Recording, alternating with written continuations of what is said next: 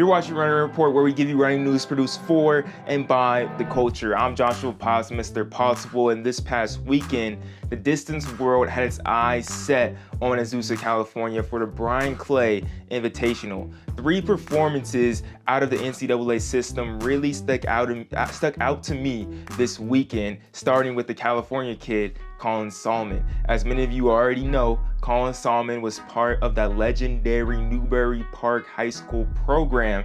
Actually, when he was at Newbury Park, he competed at Azusa Pacific University, where he broke the high school 3,200 meter record his senior year. Well, California dreams are staying alive for the kid at NAU. On Saturday, Sahlman ran 3:33.96, only 2/10 slower than the NCAA record. The sophomore is coming off a superb indoor season where he ran 3:53 mile and finished 6th place at the NCAA championships.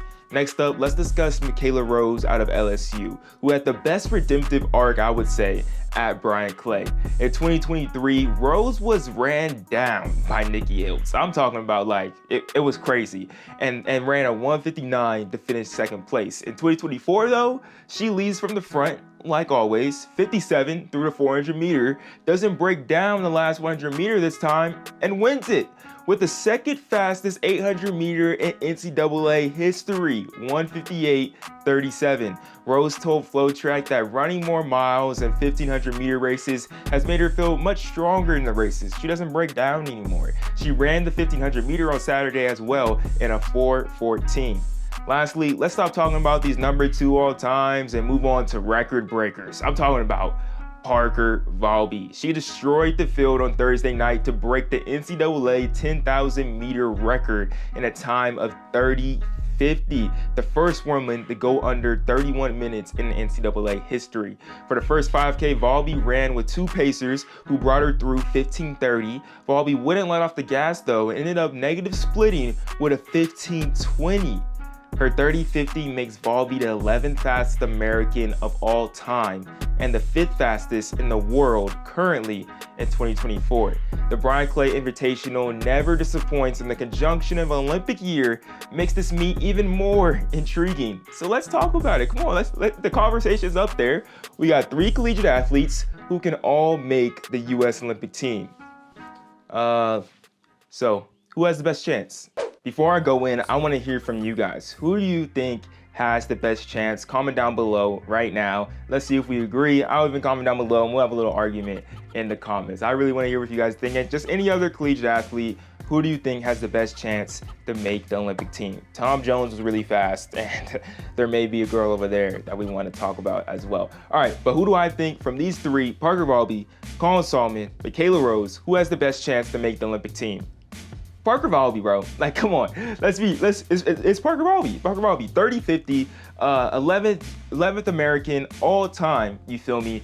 Fast is fast at the end of the day. Now, the one thing Parker doesn't have, especially compared to a Michaela Rose, is the experience of racing on a national level or international level. And there's so many great runners in the 800 that Michaela has raced against, especially last year at USA's. She raced at USA's. She raced in the championship. She finished 6th, but was able to race against Nia Akins, Raven Rogers, Sage Herta, Kayla Edwards, so many great women, AJ Wilson in that race, and with Sammy Watson, people that were beating her, made her uncomfortable, and you could see it in Michaela. And now she looks more comfortable than ever.